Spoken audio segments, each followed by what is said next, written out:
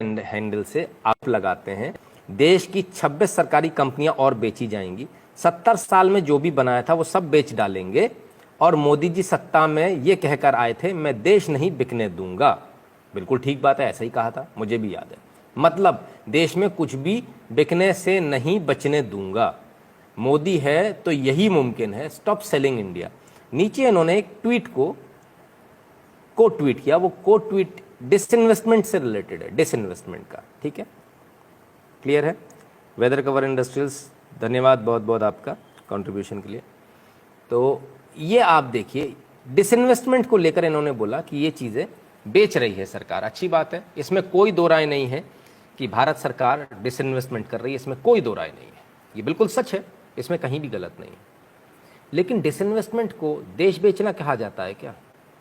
Disinvestment को देश बेचना कहा जाता है तो चलिए हम थोड़ा सा आपको एक सरकारी वेबसाइट पर ले चलते हैं। अपनी बात नहीं करूंगा मैं करूंगा तो गड़बड़ हो जाएगी, तो मैं सरकारी वेबसाइट पे ले जाता हूं। कौन सी वाली वेबसाइट पे ले जाऊंगा आपको? भारत सरकार के 3 शेयर वाली। इस सरकारी वेबसाइट का नाम है department of investment and public asset management, ठीक है, DIPAM.gov.in दिखा रहा हूं मैं आपको, और करीब से दिखा देता हूं, ठीक है, भारत सरकार की वेबसाइट दिखाऊंगा साहब, इसके अलावा नहीं। अब मैं 2009 और 10 की बात करूंगा डिसइन्वेस्टमेंट की। क्या है? Past disinvestment. कौन से फाइनेंशियल ईयर के? 2009 और 10 के। 9 और 10 में किसकी सरकार थी? सोनिया गांधी सरकार थी, मनमोहन सिंह सरकार थी। कितने डिसइन्वेस्टमेंट हुए जरा मैं आपको दिखाऊं तो जरा देख लीजिए। NHPC का डिसइन्वेस्टमेंट हुआ, name of CPSES, NHPC, oil India limited, NTPC, rural electrification, NMDC। कितने हो गए? 1 2 3 4 5, एक साल में 5, ठीक है, सिर्फ 2009 और 10 में। चलिए अब मैं तो 2010 और 11 में आपको ले चलता हूं, ठीक है, फाइनेंशियल ईयर 2010 एंड 11। ये भी कौन सी सरकार है? सोनिया गांधी सरकार, right. SJVN limited, engineers India limited, coal India limited, power grid corporation of India limited, MOIL और shipping corporation of India limited. ये बेच मारे इन्होंने। पहले कितने बेचे थे? 5, अब 6 7 8 9 10 11, कितने हो गए? 11। 2 साल में 11 पे पहुंच गई कहानी। चलिए थोड़ा और आता हूं आपके 11 और 12 में, वही सोनिया गांधी सरकार, मनमोहन सरकार। 12 हो गए थे, कितने हो गए थे? 11 हो गए थे, right.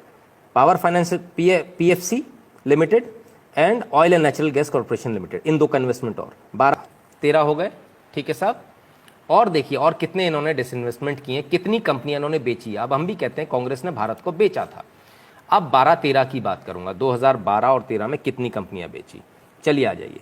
NBCC limited, national building construction corporation limited, Hindustan copper limited, NMDC limited, Indian oil India limited, NTPC, RCFL, Nalco, SAIL, ठीक है। पहले कितने हो गए थे?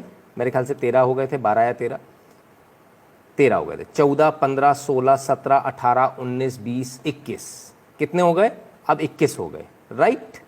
2012-13 में अभी खत्म नहीं हुआ, क्योंकि 14 तक इनकी सरकार थी, 14 में मोदी सरकार आई है, तो जरा 13-14 तो ले लो। अब खोल रहा हूं 13 और 14 का चिट्ठा, और ये रहा 13 और 14 आपके स्क्रीन पर जो भरा पड़ा है, ठीक है। ये शुरुआत किसने करी? आ जाइए ऊपर से ले लेते हैं, ठीक है। कितने हो गए थे मुझे अब याद भी नहीं है, बहरहाल। NHPC, Bharat heavy electrical engineers India limited, NMDC, power grid corporation of India, CPSE exchange trade funded, Indian oil corporation, national fertilizers limited, MMTC, Hindustan copper limited, Indian tourism development corporation limited, state trading corporation और NLC limited, ठीक है साहब। ये इतने सारे। अब वापस गिन देता हूं, 1 2 3 4 5 6 7 8 9 10 11 12 13, ठीक है। 13 और 14 15 16 17 18 19 20 21, ठीक है। 22 23, ठीक है। 24 25 26 27 28 29 30 31 32 33 34 बार 2000। ये आंकड़े 2009 से अवेलेबल है हमारे पास में इस वेबसाइट के ऊपर। 2009 से पीछे के आंकड़े नहीं है, ये तो सिर्फ 2009 से बता रहा हूं, सिर्फ 2009 से 2013-14 तक।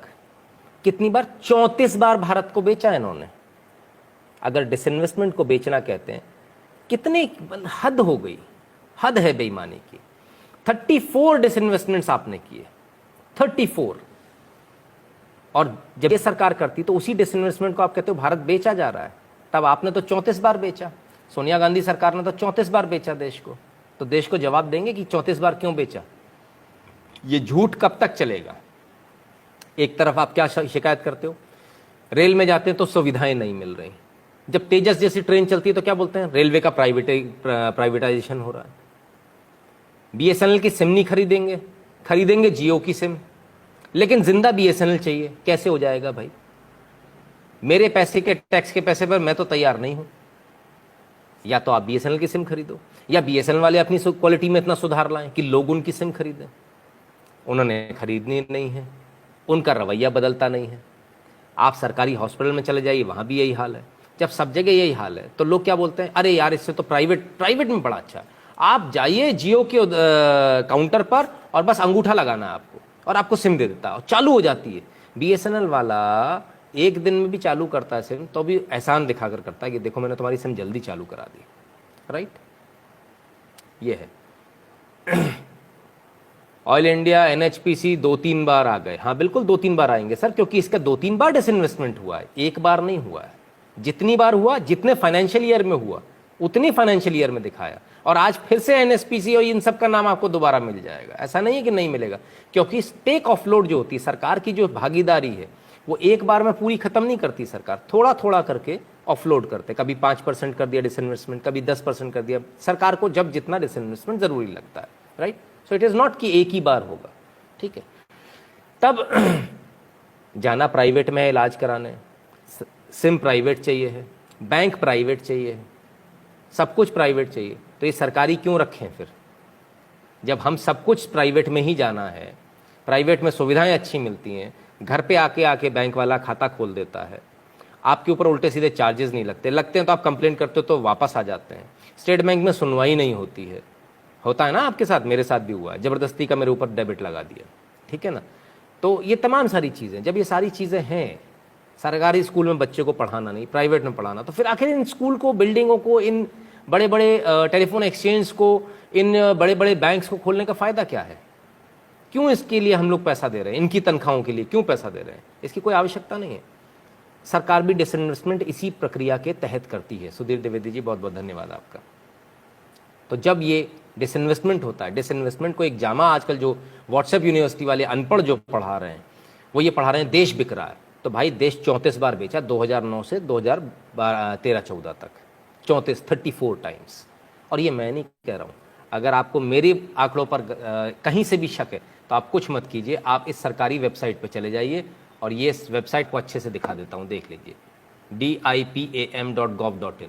ठीक है, उसमें आपको सब कुछ, सारे आंकड़े मिल जाएंगे। चिराग जी बहुत बहुत धन्यवाद आपका। क्लियर है, बिल्कुल क्लियर है। आप लोगों को जो बेवकूफ़ बार बार बनाया जा रहा है उसमें समझ में आ रहा है क्या हो रहा है क्या नहीं हो रहा है। ठीक है, और ये जो सारी चीज़ें हैं, डिसइन्वेस्टमेंट इसलिए नहीं होता कि हमको इसको प्राइवेट कर देना है, बेच देना है। इसका मतलब ये होता है हमें इसकी कार्य कुशलता बढ़ानी, कार्य क्षमता बढ़ानी। पीपीपी पे जाती हैं चीज़ें, पब्लिक प्राइवेट पार्टनरशिप। ठीक है ना, उस पर जाती हैं चीज़ें। कोई बेच नहीं रहा, कुछ नहीं बिक रहा है, सड़कें कोई बिक नहीं जा रही, जो सड़कें बन रही हैं जिन पर आप चलते हैं। आप एक बात बताइए, सरकारी सड़कें थी तब कैसे चलते थे? 300 किलोमीटर चलने में कितना समय लगता था आपको? 10-10 घंटे लगते थे। आज एक्सप्रेसवे बन गए, आप टोल देते हो, प्राइवेट है वो, आप टोल देते हो, लेकिन आप कितनी स्पीड पे चलते हो? 120, 140। वो 300 किलोमीटर चलने में जिसमें आपको 10 घंटे लगते थे, आज कितने लगते हैं? 3 घंटे, 3.5 घंटे, ज़्यादा से ज़्यादा 2.5 घंटे में भी हम लोग कवर करते हैं। तो क्या बेहतर है, उसी खड्डे वाली सड़क पे से जाना? तो फिर ये एक्सप्रेसवे से क्यों जाते हो? अगर आपको एक्सप्रेसवे चाहिए तो आपको डिसइन्वेस्टमेंट करना ही पड़ेगा, आपको प्राइवेट ऑपरेटर्स लाने ही पड़ेंगे, आपको प्राइवेट हाईवेज बनाने ही पड़ेंगे, जो कि 20 साल बाद वापस सरकार के पास आ जाएंगे। आप टेंशन मत रखो, वो जीवन भर नहीं रखने वाले हैं। ठीक है ना, वो पीपीपी पे बने हुए हैं, उनका एक शेड्यूल होता है, एक टाइम पीरियड होता है, जितने टाइम पीरियड पे वो उसे इस्तेमाल कर सकते हैं, उसके बाद उनको सरकार को देना होता है। सोमेश्वरानंद सरस्वती जी बहुत बहुत धन्यवाद आपका। तब बहुत क्लियर है, एकदम साफ हो जाता है कि आपको व्हाट्सएप यूनिवर्सिटी जो पढ़ाती है, व्हाट्सएप यूनिवर्सिटी आपको तमाम सारे व्हाट्सएप पर आपके पास में मैसेजेस आएंगे, जितनी जगह से आपके पास मैसेज आए हों कि मोदी देश को बेच रहा है, ये वीडियो ज़रूर दे दीजिएगा उनको, वापस ले जाकर पकड़ा दीजिएगा। ठीक है ना, उनको भी ज़रा समझ में आ जाए कि भाई देश की जनता बेवकूफ़ नहीं है। यहाँ बहुत सारे लोग हैं जो डिसइन्वेस्टमेंट का मतलब भी समझते हैं और जो डिसइन्वेस्टमेंट के पुराने आंकड़े भी दिखा देते हैं, और वो भी सरकारी वेबसाइट से। ये हम नहीं कह रहे, ये जो वेबसाइट है ये हमने नहीं बनाई, ये वेबसाइट भी कांग्रेस सरकार ने बनाई है। 2009 से इसके आंकड़े हैं, हमारी बनाई हुई नहीं है कि मैंने घर पे नहीं बना दी, ठीक है ना। तो इसको भी बहुत क्लियरली समझने का प्रयास कीजिए। बहुत सारी चीज़ें आपके सामने आएंगी, बहुत सारी चीज़ें इस प्रकार की आएंगी जो आपको बार बार ये बताएंगी कि देखिए देश के अंदर ऐसा हो रहा है, देश के अंदर डिसइन्वेस्टमेंट हो रहा है। डिसइन्वेस्टमेंट को क्या बताया जा रहा है? डिसइन्वेस्टमेंट को बताया जा रहा है जो चीज़ें अच्छी करी जा रही हैं उसको बताया जा रहा है, देश बेचा जा रहा है। ये ठीक उसी प्रकार से जैसे जब गोल्डन कोऑर्डिनेटर बन रहा था, तब सरकारों ने, जब विपक्ष में बैठे हुए जो लोग थे, कांग्रेस के जो लोग थे, उन्होंने कहा था ज़रूरत ही नहीं है इनकी गोल्डन कोऑर्डिनेटर की। और आज आप सोचिए, आज देश के अंदर एक्सप्रेसवेज हैं, ये वही लोग हैं जो हर बार हर चीज़ में इन्हें अड़ंगा लगाना होता है। एक्सप्रेसवे बनते तो ये कहते सड़क बेच दी, अगर रेलवे स्टेशन का सौंदर्यीकरण करना होता है तो ये कहते हैं कि रेलवे स्टेशन बेच दिए।